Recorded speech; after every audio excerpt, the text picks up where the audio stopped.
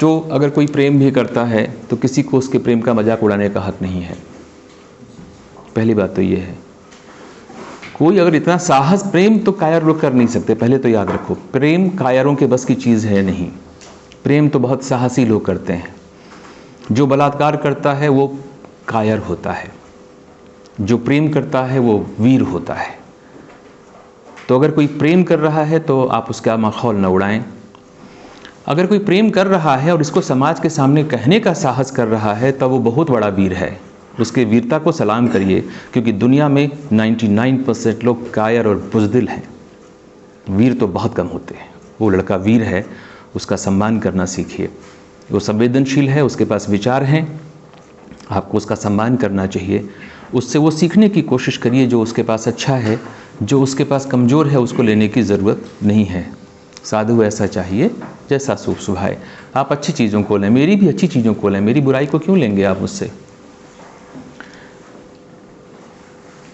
आपसे मुझे ये कहना है कि दुनिया के चक्कर में ज़्यादा पड़ना नहीं चाहिए। मैंने इस क्लास में शायद पहले भी कहा था, या नहीं कहा हो या कहा हो याद नहीं है, पर मैं बहुत संक्षेप में कह रहा हूँ। मुझसे एक महिला प्रोफेसर ने अपनी परेशानी व्यक्त की, जो दूसरी यूनिवर्सिटी में हैं, कि उनकी लाइफ स्टाइल, को हिंदी की प्रोफेसर हैं, उनकी लाइफ स्टाइल पर जो उनके कलीग्स हैं और जो समाज है वो बहुत मन में हंसता है। क्योंकि सामने भी लोगों के पास हंसने का गुर्दा तो होता नहीं आजकल ना, मन में पीठ पीछे हंसता है। तो मैंने उनको बहुत देर तक, 40 मिनट की बातचीत है ये, पर मैंने उनको उसमें जो पॉइंट है, मैंने उनको कहा कि एक बात बताइए, आप हर किसी को अपना हाथ दे देती हैं क्या? तो उन्होंने कहा बिल्कुल नहीं, सवाल ही नहीं होता है। तो हमने कहा तो हर किसी को अपने कान क्यों दे देती हैं? हाथ देने से ज़्यादा ज़रूरी है, महत्वपूर्ण है कान देना। हर कोई समाज में इस लायक नहीं होता है कि आप उसको अपने कान दें, उसकी बात सुनें। बहुत थोड़े से लोग होते हैं जिनकी बात सुनने लायक होती है, जिनकी बात को हमें सुनना चाहिए, जिनकी बात को हमें महत्व देना चाहिए, और उसमें हमारे काम की कोई चीज़ है तो उसको हमें जीवन में ले लेना चाहिए। जैसे उन्होंने बातचीत के अंत में कहा कि मैं आपकी हर बात को, जो जो आपने कहा है, अपने जीवन में उतारूंगी, और 20 साल बाद भी आप मिलेंगे तो मैं बताऊंगी आपको कि आपने क्या क्या कहा था, और मैं आपकी बातों को जीवन में धारण करूंगी। ये उनका शब्द है। हर किसी की बात को दिल पे लेने की ज़रूरत नहीं है, क्योंकि लोग इस लायक ही नहीं हैं यार। 99% लोग पैदा होते हैं, मर जाते हैं। उनमें और बाहर टहल रही गिलहरी में कोई फ़र्क नहीं होता है। वो देखने में आदमी लगते हैं, आदमी थोड़ी होते हैं। 1% लोग, तो 1% लोगों की बात को सुनना है, समझना है, और 1% जैसे बनना है। हर किसी की बात को दिल पे लेंगे तो सुसाइड कर लेंगे, कभी नहीं। ठीक है। दूसरी बात, आपके अंदर जो विचार करने की शक्ति है उसको ग्रो करिए, उसको ग्रो करिए। और आपको 2 काम करना चाहिए। एक तो ये करना चाहिए कि आपको ज़्यादा पढ़ना चाहिए।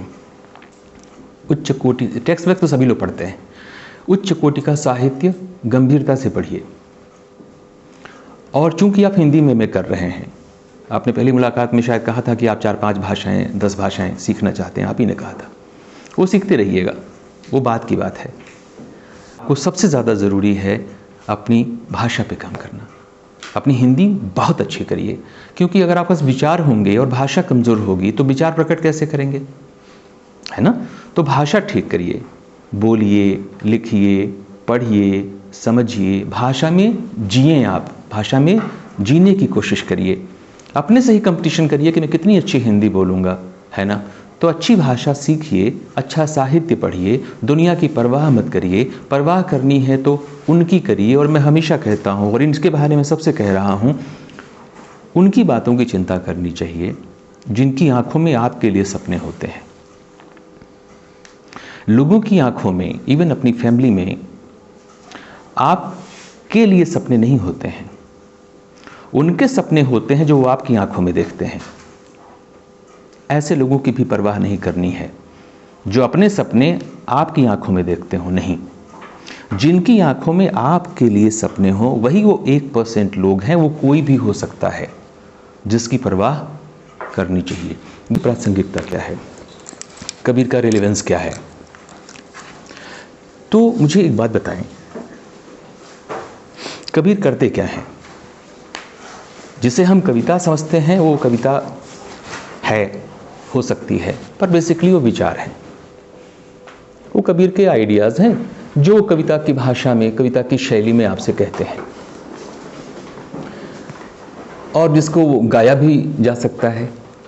तो हो सकता है कबीर अपनी बातें भजन गा गा करके वहाँ पे सत्संग कीर्तन जैसे अंदाज में कुछ उनकी बातें गाई भी जाती हूँ।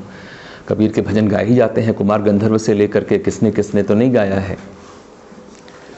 राजस्थान कबीर यात्रा राजस्थान में होती, कौन राजस्थानी है अभी? एक दो तीन है। राजस्थान कबीर यात्रा के बारे में जानते हैं आप? कभी अटेंड किया है आपने? अरे यार सोचो ना, मैं यहाँ से जाके अटेंड कर चुका हूँ। मैंने अपनी बेटी को अभी भेजा था, अभी 1 महीना पहले जो राजस्थान कबीर यात्रा हुई थी, अकेले अपनी 20 साल की जवान बेटी को मैंने भेजा। पूरी यात्रा उसने अकेले की। आप राजस्थान के लोग हो, आपको तो अवश्य करनी चाहिए और बाकी सबको करनी चाहिए। तो कबीर इतना बड़ा आदमी है कि उसको लेकर के 7 दिनों की यात्रा राजस्थान में होती है, देश में जगह जगह होती है, अभी मालवा में होने वाली है जनवरी फरवरी में, और हम उसे पढ़ा रहे हैं, है ना। वो IAS में भी होगा, UPSC में भी हो सकता है, तो कोई तो बात है उसमें।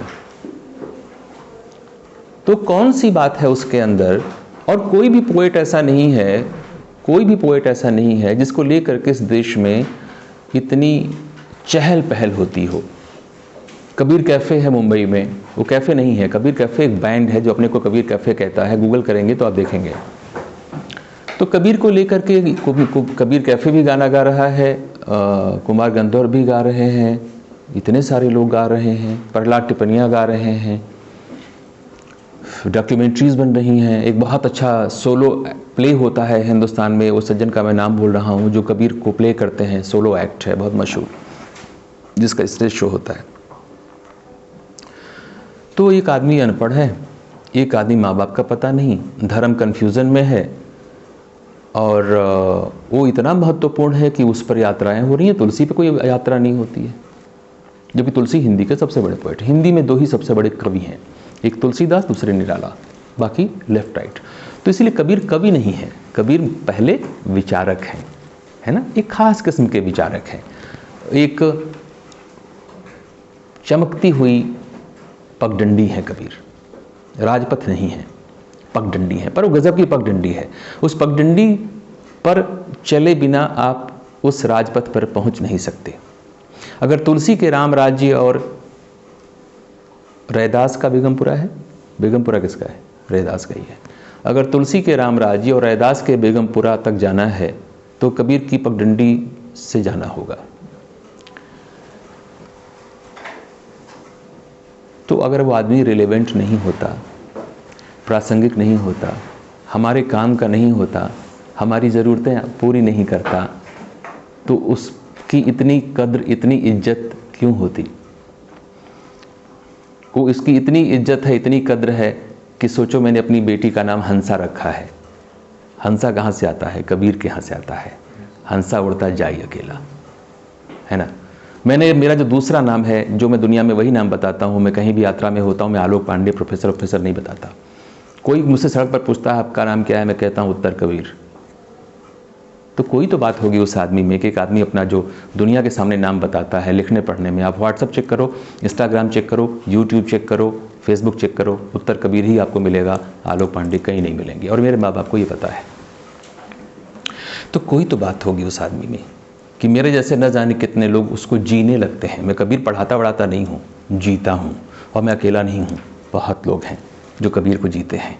तो कोई तो बात होगी उसमें कि कोई उसको जीता है और कोई उसको लेकर के अपने पूरे जीवन को समर्पित करके गोपाल सिंह राजस्थान में कबीर यात्रा करते हैं। क्या रिलेवेंस है उसकी? उसकी रिलेवेंस उसके ज़माने में ज़्यादा थी या आज ज़्यादा है? आपको ही बोलना पड़ेगा बीच बीच में। मैं वोट मांगने वाले भाषण देने थोड़ी आया हूँ। हम बातचीत करते हैं, संवाद, बहस नहीं, संवाद। उस समय कबीर ज़्यादा रिलेवेंट हैं या कबीर आज ज़्यादा रिलेवेंट हैं? आज ज़्यादा रिलेवेंट हैं। तो था दूसरी बात मुझे आपसे कहनी है, और वो ये है कि आप लोग ठीक से, आप मतलब पूरी जनरेशन 35 साल 40 साल के लोग जो IT में, कंपनी में बड़े बड़े पदों पे हैं, मित्र भी हैं मेरे, लोग आजकल ठीक से सुनते नहीं हैं, ठीक से पढ़ते नहीं हैं, और मैं इसको बहुत झेल रहा हूँ इस चीज़ को। मेरे को समझ में नहीं आता है कि पीएचडी किया हुआ आदमी, प्रोफेसर आदमी या सीईओ है, वाइस प्रेसिडेंट है, और 4 लाइन का मैसेज वो ठीक से गंभीरता से एकाग्र होकर के पढ़ करके समझ नहीं सकता। बोलो मक्का तो समझता है मूंगफली। भाई मेरे, ये एटीट्यूड चेंज करो, वरना दिक्कत क्या होगी। इंटरव्यू बोर्ड में जब कभी आओगे, कहीं ना कहीं इंटरव्यू देने जाओगे और आपसे जब प्रश्न पूछा जाएगा और आप उत्तर कुछ और दोगे तो आप शहीद हो जाओगे, क्योंकि दूसरा मौका हम कोई आजकल देता वेता नहीं है। No second chance. मैं उस दिन भी कह रहा था संडे को कि लाइफ में रीटेक नहीं होता है, रीटेक सिनेमा में होता है। तो बहुत ध्यान से सुनना बहुत ज़रूरी है। सुनने के बाद या पढ़ने के बाद उसको समझना ज़रूरी है और फिर उत्तर देना चाहिए, वरना उत्तर, प्रश्न कुछ लिखा रहता है, प्रश्न कुछ पूछा जाता है, बच्चा उत्तर को कॉपी में कुछ लिख करके आता है और फिर नंबर कम आते हैं या फेल हो जाता है तो कहता है मैं तो 6 पेज लिख करके आया था, मैं तो 60 पेज लिख करके आया था। अरे भाई, आप 60 पेज लिखे होंगे पर आपने उस प्रश्न का उत्तर नहीं लिखा जो प्रश्न आपसे पूछा गया था। बात को ठीक से नहीं समझेंगे तो अभी तो क्या फ़र्क पड़ता है, अभी तो अपन क्लास में हैं। जिंदगी की परीक्षा, 2 तरह की परीक्षाएं होती हैं, याद रखिए। एक तो बता के होती है, फर्स्ट इंटरनल फलाने तारीख को होगा, पर जिंदगी की जो असली परीक्षाएं होती हैं वो बता के नहीं होती हैं। वही सबसे खतरनाक है, वही आप ब्रेक या मेक करती हैं। उस दिन के लिए हमको तैयारी दरअसल करनी पड़ती है, और उस तैयारी का ये पहलू है जो बहुत सारी बातें मैं या मेरे जैसे बहुत सारे लोग बताते हैं कि ध्यान से पढ़िए, ध्यान से सुनिए। सवाल था कबीर प्रासंगिक क्यों है? जैसे मतलब कबीर जी जिन समस्याओं के उठाए वो आज ज़्यादा गहरे तौर पे हो रहा है, इसलिए कबीर आज ज़्यादा प्रासंगिक। आपको ऐसा लगता है? जहाँ तक मैं समझ पा रहा हूँ कि आपने बोला था सर कबीर आज इतना प्रासंगिक क्यों, तो मुझे ऐसा लगता है इंडिविजुअल लेवल पे कि इंडिविजुअल लेवल पे ही लगता है सबको। सर जैसे कि भारत एक डाइवर्स सोसाइटी है, तो सर इसमें हिंदू भी है, मुस्लिम भी है, जैन, बहुत सारे लोग सब हैं। और हिंदुइज्म में चले जाएंगे तो बहुत सारे संप्रदाय हैं। सर कबीर की जो भक्ति भावना और कबीर दास के जो एकेश्वरवाद है, आज इतना वो मतलब अगर हम उसे फॉलो करें तो सर कहीं ना कहीं ऐसा लगता है सद्भावना और प्रेम को हम अपने मतलब राष्ट्र के स्तर पर उसको बढ़ावा दे सकेंगे। जगह जगह जो उन्माद है, धार्मिक उन्माद है सर, उसमें एकता का भाव बढ़ेगा। और अगर हम कबीर की बात को अच्छे से फॉलो करें तो कहीं ना कहीं जो राम राज्य है हम वहाँ तक पहुँच सकते हैं सर। तो कबीर प्रासंगिक क्यों है, इसको थोड़ा पहले आकर के कबीर विचारक हैं जो उन्होंने प्रकट किया कविता की शक्ल में, जिसको हम कविता के रूप में पढ़ते समझते हैं। कैसे विचार हैं कबीर के? वो जाति प्रथा के खिलाफ बोलते हैं, कर्मकांडों के खिलाफ बोलते हैं, लोभ लालच माया के खिलाफ बोलते हैं, हिंदू मुस्लिम संघर्ष के खिलाफ बोलते हैं, किसी भी किस्म के धार्मिक संघर्ष और विद्वेष के खिलाफ बोलते हैं, परिश्रम पर फोकस करते हैं, उन पर बल देते हैं, मनुष्य को परिश्रम करना चाहिए, काम करना चाहिए, मुफ्तखोरी के खिलाफ हैं, सन्यासियों की जो मुफ्तखोरों की परंपरा है उसके भी खिलाफ है। वो भी तो सन्यासी हो सकते थे। बड़ा सन्यासी तो वो है जो घर में काम करते हुए कबीर की तरह रोजी रोटी कमाते हुए दुनिया को बदलने की अपने तरीके से कोशिश करता है। ये सब करते हैं, पर ये जो करते हैं दरअसल वो धूमिल कहते हैं ना, दुनिया को एक बहुत बड़ा झाड़ू चाहिए, है ना? तो कभी, और उनके पास बहुत बड़ा झाड़ू है, वो सबसे बड़े सफाई कर्मचारी हैं। वो सफाई कर रहे हैं, ये जो हटा रहे हैं मकड़ी के जाले और गंदगी और डस्ट, जाति प्रथा, लालच, धार्मिक संघर्ष, भेदभाव, ये सब गंदगी है, ये डस्ट है, विभिन्न किस्म की गंदगियां हैं, मकड़ी के जाले हैं जिनको वो आदमी हटाने की कोशिश कर रहा है। ये उसका मूल इरादा नहीं है। उसकी प्रॉब्लम ये है कि वो जहाँ पहुँचाना चाहता है, जहाँ पहुँचना चाहता है, जो कहना चाहता है, वहाँ तक पहुँचने के लिए इसको साफ करना ज़रूरी है। मैं कुछ दिन पहले शाम को टहल रहा था और मेन गेट से वापस स्मॉल गेट, बैक गेट की तरफ जा रहा था टहलते हुए, और मैंने दाहिने की तरफ जंगल को देखते हुए जा रहा था। तो झाड़ियाँ ही झाड़ियाँ हैं, पेड़ ही पेड़ हैं, है ना? ऐसे भी तो इलाके हैं। तो मैं सोच रहा था कि कभी कोई गया नहीं होगा आज तक इस रास्ते से, तो कोई क्यों नहीं गया होगा? क्योंकि बहुत झाड़ियाँ हैं, तो अगर जाना हो, कभी जाने का मन करे कि इन झाड़ियों के पीछे, इन पेड़ों के पीछे चलो चल के देखते हैं क्या है, तो क्या करना पड़ेगा? तो मुझे वो कहानी याद आई कि एक राजकुमार था, वो जंगल में अपने तलवार से झाड़ियाँ काटता एक जगह पहुँचता है तो उसे पुराना खंडहर जैसा महल दिखता है। ये बचपन में कहानियाँ इस तरह की पढ़ी हैं हमने। तो वो जो महल है उस पार, वहाँ तक जाने के लिए, जहाँ कोई राजकुमारी कैद है वहाँ तक जाने के लिए, जहाँ कोई राक्षस रहता है उसको मारने के लिए राजकुमार को ये झाड़ियाँ काटनी पड़ेंगी। और कितनी भी अच्छी तलवार हो उसके पास और कितना भी शक्तिशाली राजकुमार हो, जब वो उन झाड़ियों को काटता हुआ आगे बढ़ेगा तो ये हो नहीं सकता कि उसको 10-5 खरोंचे न लगे, वो लहूलुहान तो होगा ही होगा। ये ज़िंदगी ऐसी ही है, लहूलुहान हो करके झाड़ियों को काटते हुए आप अपनी मंजिल तक पहुंचते हैं। कबीर जो मंजिल तक पहुंचना चाहते हैं ये उसके बीच की झाड़ियां हैं। अगर इस गंदगी को नहीं हटाएंगे, इन झाड़ियों को वो साफ नहीं करेंगे तो वो वहाँ पहुँच ही नहीं पाएंगे जहाँ पे उनको पहुँचना है और लोगों को पहुँचाना है। उनको कहाँ पहुँचना है? उनको वहाँ पहुँचना है जहाँ हर आदमी ये समझे कि वो आदमी पहले है, बाकी हर चीज़ बाद में है। जेंडर से परे, कास्ट से परे, रिलीजन से परे, रीजन से परे, जहाँ वो सिर्फ और सिर्फ शुद्ध मनुष्य है, शुद्ध आत्मा है, हंस है। और उसको ये पता चले कि वो सभी एक नूर से पैदा हुए हैं, सभी उसी परमात्मा के अंश हैं। आप अलग अलग नामों से उनको पुकारते हो, पुकारते पुकारते आप उन्हीं नामों को सच मानने लगते हो और सच मानते मानते आप इस जत से भर जाते हो कि बाकी जो दूसरे नाम हैं वो नकली हैं और फर्जी हैं। और फिर आप इतने गंदे और कमीने और बदमाश मानसिकता से भर जाते हो कि आपको लगता है कि बाकी इतने फर्जी हैं, इतने नकली हैं और इतने गंदे हैं कि उनको जिंदा रहने का हक नहीं है, उनके धर्म को रहने का हक नहीं है, उनको रहने का हक नहीं है। सिर्फ मैं और मेरा भगवान, मेरा खुदा ही असली है, बाकी नकली हैं। फालतू किस्म की, घटिया किस्म की नकली सोच चलते चलते चलते चलते कितनी हिंसक और कितनी खतरनाक और कितनी बेईमान और कितनी पापी हो जाती है, ये इतिहास जानता है और हम सब जानते हैं, सबको पता है। कबीर को पता है कि ये कहानी शुरू कहाँ से होती है और ख़त्म कहाँ होती है। हिंदू मुसलमान दो मरद हैं, पढ़ा था ना। उसको पता है कि मूर्ख देखो एक दूसरे को मार डाल रहे हैं।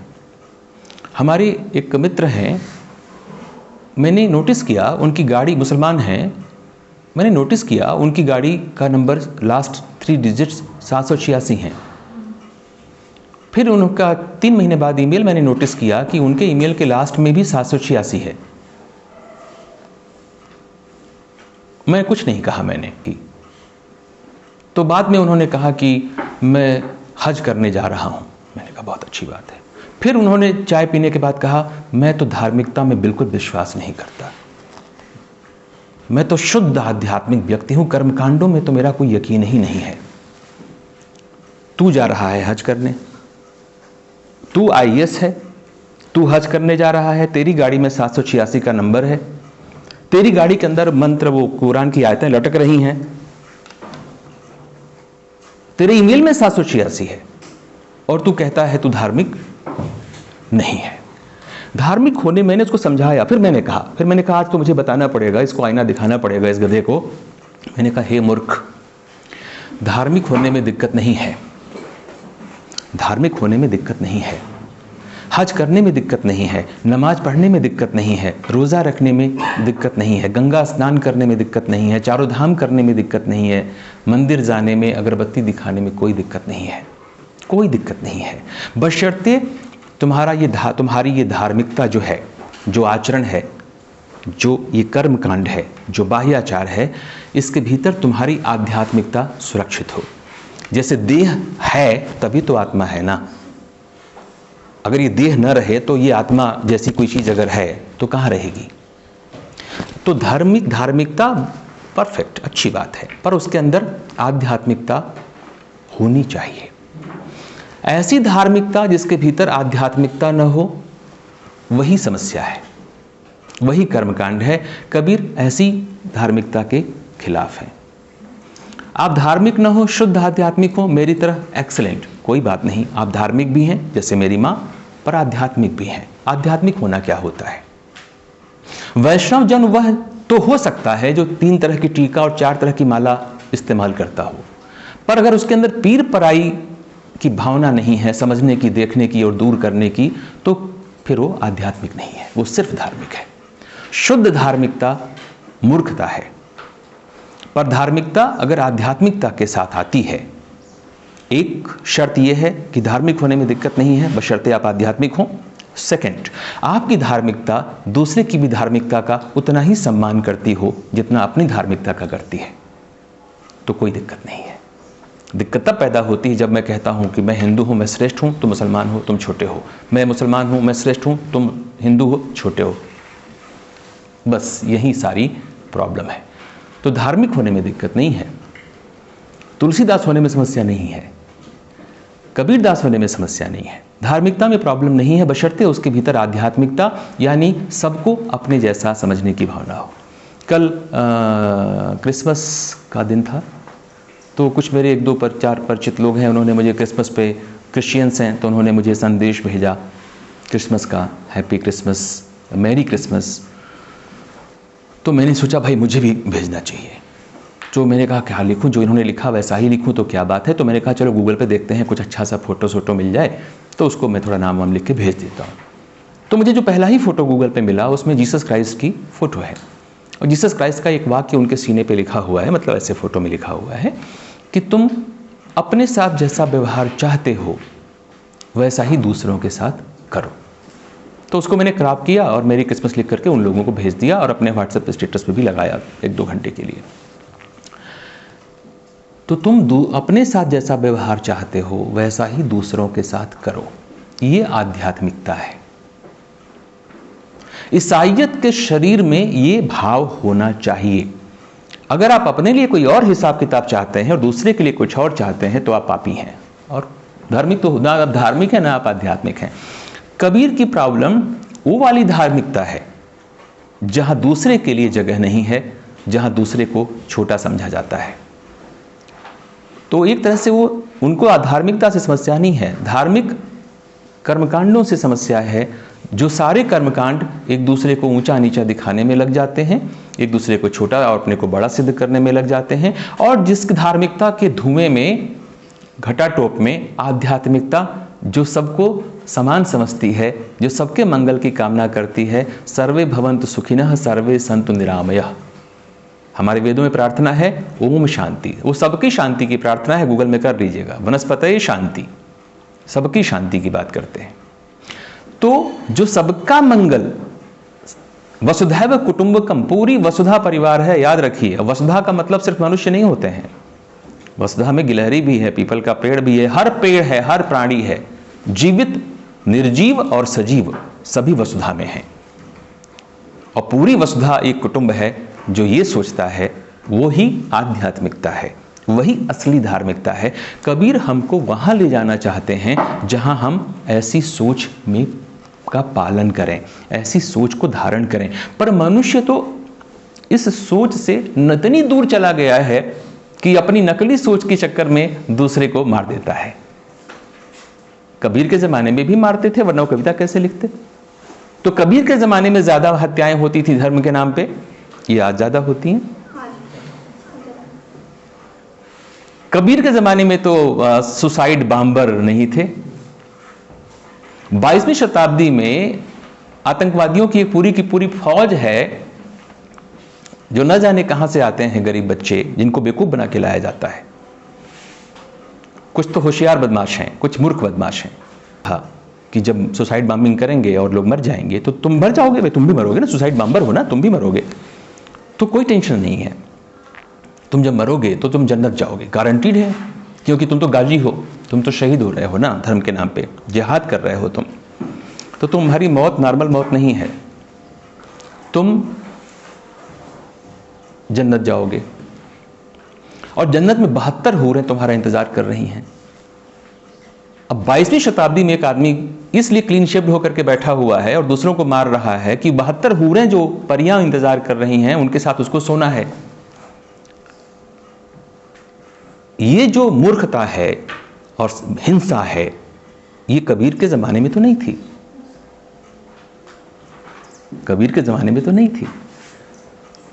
आप ओमारता फिल्म देखिए, रियल स्टोरी है ओमारता, हंसल मेहता की बहुत मशहूर फिल्म है ओमारता। रियल कैरेक्टर पे है कि ये बहुत पढ़ा लिखा आदमी कैसे खूंखार आतंकवादी बन जाता है। अभी भी पाकिस्तान की जेल में वो बंद है। और जो बहुत बड़ा अमेरिकन पत्रकार का जो मर्डर हुआ था पाकिस्तान में, समथिंग मुझे नाम नहीं याद आ रहा है, उसी ने उनकी हत्या की थी। डेनियल पर्ल का हत्यारा था वो। पढ़ा लिखा आदमी, वो लंदन में बड़ा होता है और वो आतंकवादी बनता है। तो ये पढ़े लिखे आतंकवादी, ये अनपढ़ आतंकवादी किसी भी धर्म के हो सकते हैं। इतने खतरनाक तो कबीर के ज़माने में नहीं थे। सांप्रदायिकता की भावना तो थी कबीर के ज़माने में, वरना उनकी कविता में कैसे आती। पर इतनी भयानक सांप्रदायिकता कि आप पूरा का पूरा एक देश ही बना लेंगे।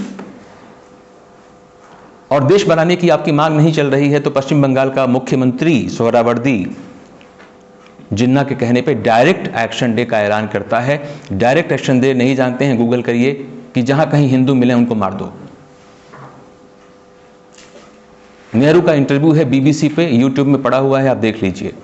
नेहरू से बीबीसी का संवाददाता पूछता है कि आपने आखिर अंत में पाकिस्तान की मांग क्यों मान ली। कहा कि हम तंग आ गए थे रोज रोज की मारपीट से और हिंसा से। हमारा देश ये रोज रोज की हिंसा नहीं झेल सकता था। और डायरेक्ट एक्शन डे होने के बाद ही कांग्रेस, गांधी ये एक्सेप्ट करते हैं कि पाकिस्तान बनेगा। इससे बेहूदी बात क्या हो सकती है। और इस बेहूदी बात के खिलाफ आधा गांव लिखता है कोई राही मासूम रजा जो मुसलमान है। आप पढ़िए, अद्भुत किताब है और अद्भुत आदमी है। और यही वो राही मासूम रजा है जो है मुसलमान, जो महाभारत के संवाद लिखता है। और वैसे संवाद कभी किसी ने नहीं लिखे। B.R. चोपड़ा के पास फ़ोन किया हिंदू कठमुल्लों ने, हिंदू फंडामेंटलिस्ट ने, और कहा कि मुसलमान कैसे लिख सकता है महाभारत के डायलॉग्स। B.R. चोपड़ा ने कहा लिखेंगे तो वही लिखेंगे, वरना मैं महाभारत बनाऊंगा ही नहीं। तो ऐसे भी कबीर होते हैं जिनका नाम B.R. चोपड़ा होता है। दुनिया में हमेशा अच्छे बुरे लोग होते हैं। सांप्रदायिकता की भावना कबीर के ज़माने की तुलना में बहुत बहुत बहुत कई हज़ार गुना बढ़ी है हमारे देश में और पूरी दुनिया में। पूरी दुनिया के सामने जो सबसे बड़ी समस्याएं हैं उनमें एनवायरनमेंट, पॉपुलेशन के बाद टेररिज्म भी है। ऑलमोस्ट एक ही प्लेटफॉर्म पे ये सारे के सारे खड़े हैं। किस बात का टेररिज्म? कि मेरे धर्म को सभी लोग माने, ऑलराइट, पर जहां तुम्हारा ही धर्म सब लोग मानते हैं वहीं तो आतंकवाद के शिकार सबसे ज्यादा कौन धर्म के लोग हुए हैं? इस्लाम, मुसलमान। इस्लामी आतंकवाद का शिकार, जिहादी आतंकवाद का शिकार सबसे ज्यादा जो लोग मारे गए हैं वो मुसलमान हैं। सबसे ज्यादा रिफ्यूजी कौन है? मुसलमान। सबसे ज्यादा गरीब और बदहाली में कौन है? मुसलमान। धर्म तो है इस्लाम, फिर तो अमन, भाईचारा और शांति होनी चाहिए ना। तो जो ऑलरेडी है उसमें इतनी बुरी हालत है, तो जब तुम सबको बना लोगे तो कैसे प्रेम और शांति पैदा हो जाएगी? तो ये जो संकीर्ण सोच है, जो घटिया सोच है दुनिया में सांप्रदायिकता की, और कोई भी सांप्रदायिक हो सकता है और हर कोई सांप्रदायिक है, कोई कम है कोई ज्यादा है। ये कबीर की प्रॉब्लम है। कबीर सांप्रदायिकता से लड़ रहे हैं, छोटी सोच से लड़ रहे हैं। छोटी सोच अनेक तरह की, लोभ की, लालच की, जाति की, धर्म की। अब आप जो कोई कह रहे थे जाति प्रथा कबीर के ज़माने के हिसाब से बहुत कमज़ोर हुई है और कम हुई है।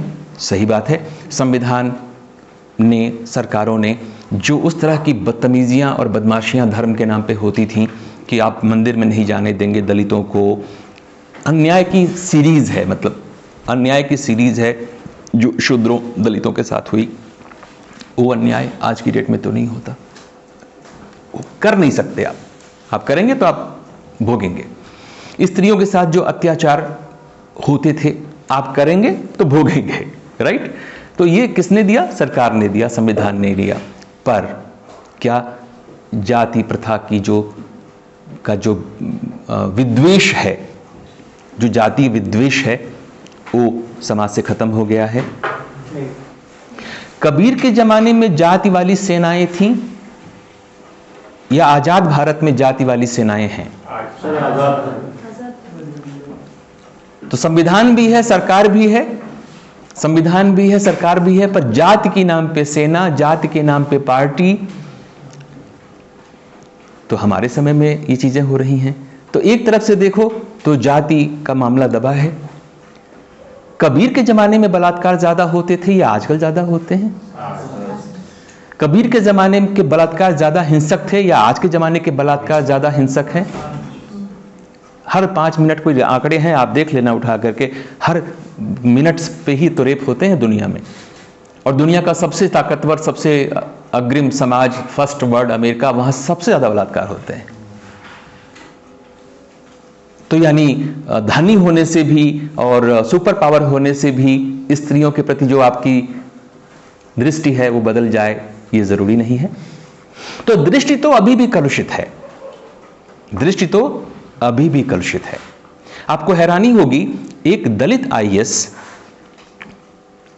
अपने दलित प्यून से जितना खराब व्यवहार करता है उतना एक ब्राह्मण आईएएस दलित प्यून से नहीं करता है। यह अलग ट्रेजेडी है कि दलितों का जो ब्राह्मण है वो बहुत खतरनाक है, बहुत खतरनाक है। और ये तो हम देखते हैं, मतलब ये मैं कोई बात ऐसी नहीं करता हूं जो किताब से आती, किताब की बातें भी करता हूं, पर मेरी बातें जानी हुई बातें हैं, देखी हुई चीजें मैं बोलता हूं। तो जिन समस्याओं से कबीरदास लड़ रहे हैं, कबीरदास के जमाने में मंदिर मस्जिदों की संख्या ज्यादा थी, आज ज्यादा है? भयानक है। कबीर के जमाने में तो लाउड स्पीकर नहीं होते थे। आज देखिए, हिंदुओं के मंदिर हो या मुसलमानों का नमाज हो, लाउड स्पीकर जिस वॉल्यूम में काम करता है, मुझे लगता है जो लाउड स्पीकर का वॉल्यूम सेट करते होंगे वो बहुत दुखी होते होंगे कि हम इससे भी तेज क्यों नहीं बजा सकते। अच्छा नहीं है कि लाउड स्पीकर की तेज आवाज पे जब तुम नमाज बजाते हो तो पेड़, बगल के पेड़ पे बैठी हुई चिड़िया को कैसा लगता होगा, कोई बीमार आदमी कैसा लगता होगा, कोई छोटा बच्चा जो पार्क में खेल रहा है उसके कानों पे इसका कितना खराब असर होगा। जब 15-15 दिन जागरण में जागरण में हिंदू लोग लगातार 24 घंटे लाउड स्पीकर बजाते हैं, तब कभी सोचते हैं कि इसका असर कितना खराब है? आपको पता है आजकल कैंसर, हाई बीपी, शुगर थोक के भाव से समाज में क्यों हो रहे हैं? उसमें से एक बहुत बड़ी वजह नॉइज पोल्यूशन है। शोर बहुत बड़ी समस्या है। एक बड़े राइटर आए थे, रमेश चंद्र शाह, आपने से नाम सुना होगा किसी ने, कुछ साल पहले विजिटिंग प्रोफेसर थे हमारे, मेरी उनसे बात हो रही थी। वो कह रहे थे आंखों पर बहुत जोर पड़ता है आजकल समाज में। हमने कहा नहीं, तो उन्होंने मुझको देखा, क्योंकि बहुत बड़े आदमी हैं, उन्होंने कहा कल का लड़का मेरी बात को काट रहा है। मैं बात नहीं काट रहा था, मैंने कहा आंखों से ज़्यादा जोर कानों पे पड़ता है। आप आंखें बंद कर सकते हैं, कान कैसे बंद करेंगे आप कुछ भी बकबक करें, कान को तो सुनना पड़ेगा ना। आंखें बंद कर सकते हैं, कान नहीं बंद कर सकते। तो कानों पे कितना जोर पड़ रहा है, पर नहीं, हम तो बजाएंगे लाउड स्पीकर फुल वॉल्यूम पे। तो कबीर के ज़माने में भी तो नमाज होती रही होगी, नवरात्र मनाया जाता रहा होगा, तो बिना लाउड स्पीकर के तुलसीदास कबीर के ज़माने में तो नवरात्र मनाया जा सकता है, नमाज हो सकती है, आज नहीं हो सकती है। तो धार्मिक गुंडागर्दी कबीर के ज़माने में ज़्यादा है या आज के ज़माने में ज़्यादा है? तो आप अगर ये देखो तो कबीर जिन जिन समस्याओं से लड़ रहे हैं, तो कबीर का समाज ज़्यादा लालची है या आज का समाज ज़्यादा लालची है? परम लालची है। कबीर के ज़माने में कोई भी ऐसा प्रोग्राम नहीं आता था किसी चौराहे पे कौन बनेगा करोड़पति। 10 प्रश्नों के उत्तर दीजिए और आप करोड़पति हो जाइए। अरे बाबा, करोड़पति बनने के लिए मेहनत करनी चाहिए ना जी। 10 प्रश्नों के उत्तर देंगे, हो जाएंगे। और जरूरी नहीं है कि जिन 10 प्रश्नों के उत्तर आपने दिए और जो नहीं दे सका, आप उससे ज्यादा बुद्धिमान हैं, आपको उन प्रश्नों के उत्तर आते थे, ये चांस की बात है। इसलिए मैं कहता हूं जो जेआरएफ की टेक्निक है या जो यूजीसी की टेक्निक है, वाहियात है। प्रश्नों के उत्तर आपको याद आ गए, इनको नहीं याद आए, तो आप हो गए, तो आप बुद्धिमान हो गए, और इनको नहीं याद आए उस मौके पे, तो ये मूर्ख हो गए। ये कौन सी परीक्षा है? तो समाज ज्यादा लालची, हर किसी को जितनी जल्दी हो सके उतनी जल्दी करोड़पति बनना है।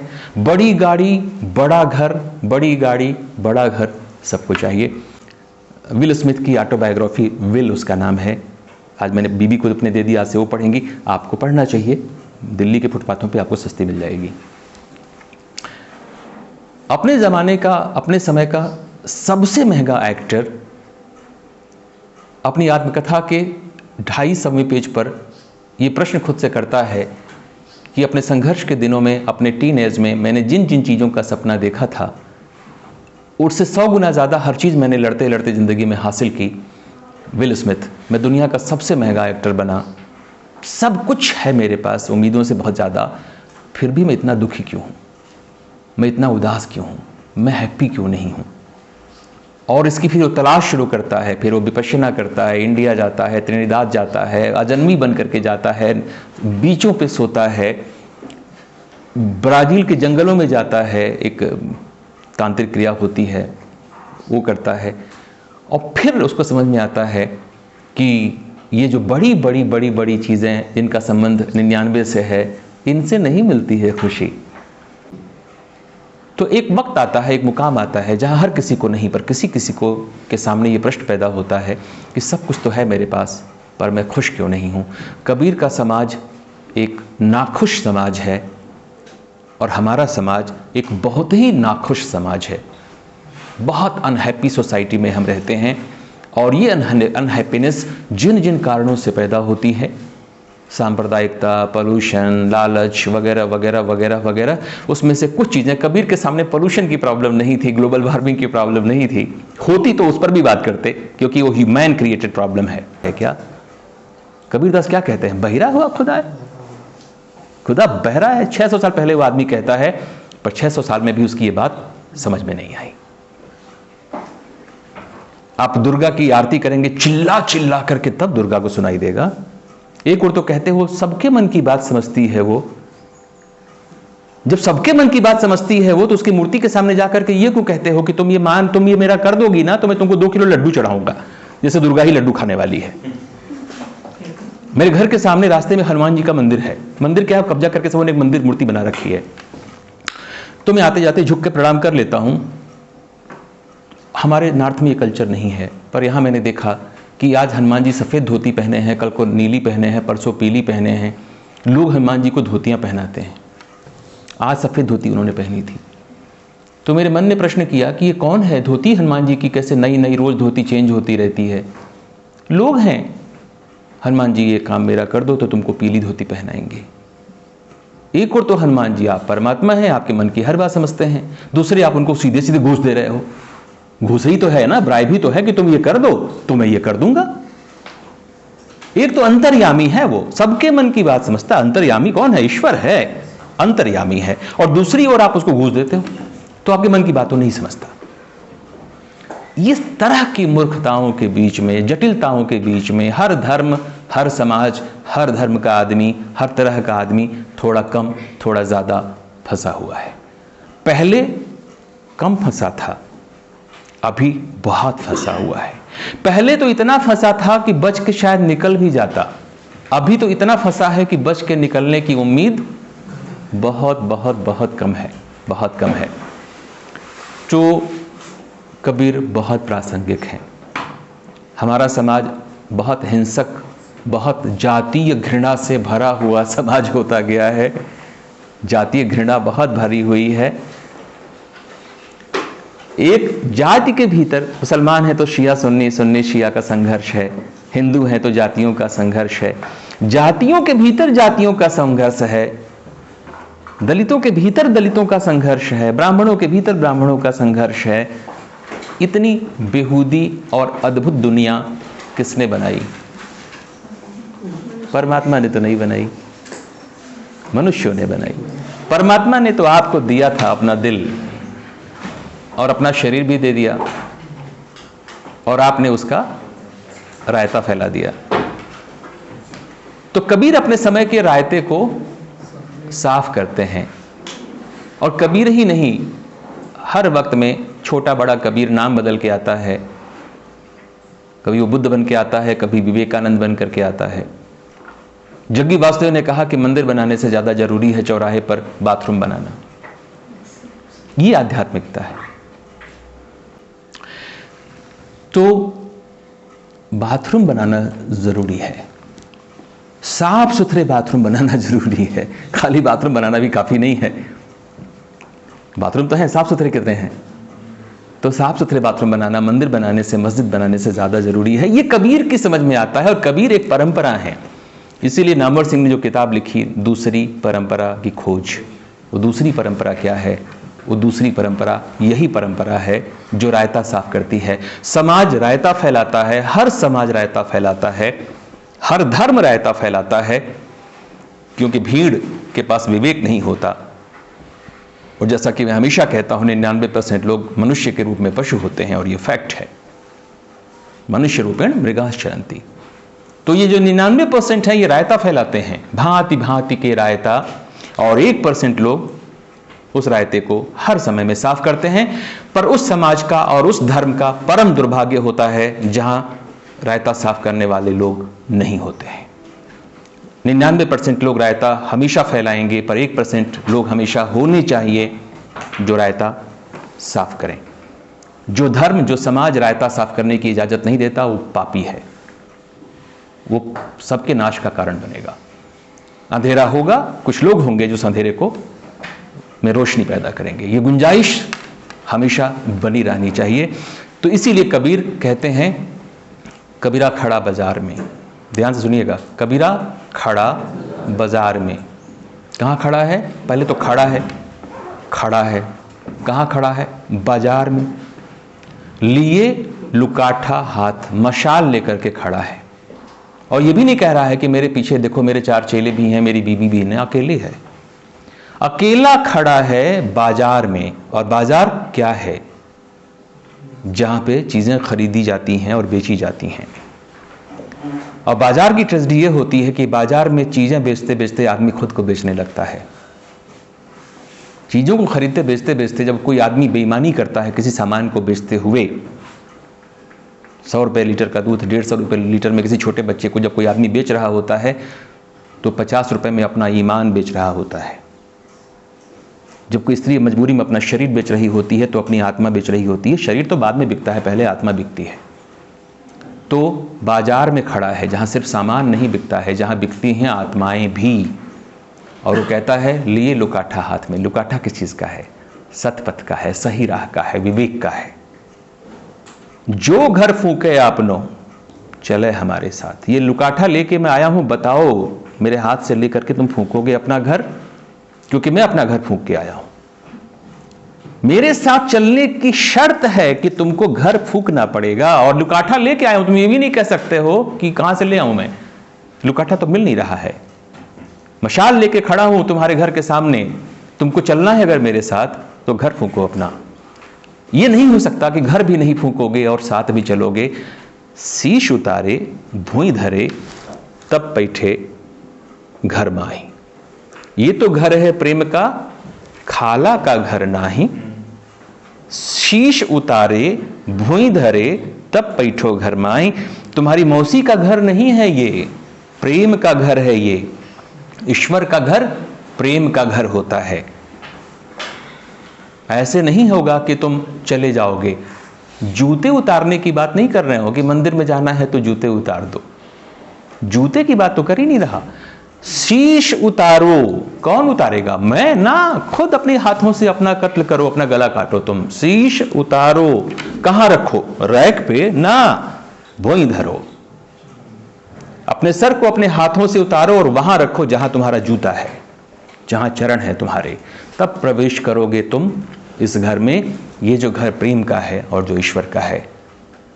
अपने हाथों से अपना अहंकार, ये दुनियादारी, ये भेदभाव भांति भांति के जो मनुष्य को मनुष्य से दूर करते हैं और परमात्मा से दूर करते हैं, उन सारी चीज को जो भेदभाव पैदा करती है, जो भेदभाव वाली दृष्टि है, उसको जो हटाए, अपने हाथों से उठाए, हटाए, जिसमें इतना विवेक हो कि अपने हाथों से अपने अहंकार का नाश कर सके। क्योंकि अपने अहंकार का नाश तो आपको ही करना पड़ेगा।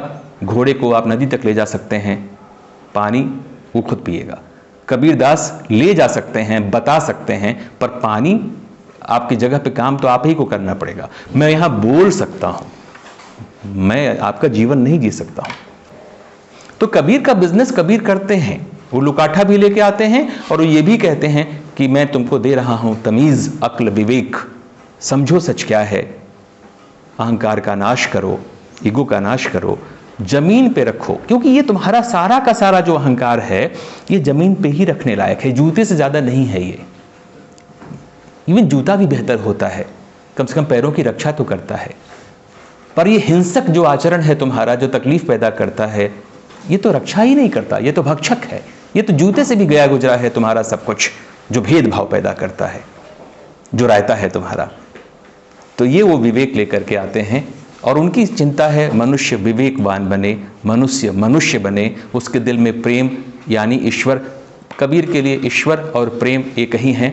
एक सूफी संत के पास कोई गया कि मुझे इश्क हकीकी सीखनी है, ईश्वर से प्रेम करना मुझे सिखा दो। सूफी संत ने कहा ज़रूर सिखा दूंगा, पर ये बताओ कभी किसी स्त्री से प्रेम किया है? तो उसने कहा तौबा तौबा, क्या बात करते हो, मैं कहाँ आया हूँ खुदा से इश्क करना सीखने तुमसे, और तुम कह रहे हो औरत से प्रेम किया है कि नहीं किया है। तो सूफी संत ने कहा जाओ, मैं तुमको नहीं सिखा सकता। जिसको इश्क मजाजी नहीं आता उसको इश्क हकीकी क्या आएगा। जो मनुष्य से प्रेम नहीं कर सकता वो भगवान से क्या प्रेम करेगा। ये कैसे हो सकता है कि कोई खुदा के नाम पे, कोई राम के नाम पे एक दूसरे का गला काट दे और राम उसको गले लगा ले, खुदा गले लगा ले? कभी नहीं। राम और रहीम अपने टॉयलेट के कमोड में डाल के आपको फ्लश कर देंगे। Thank you so much.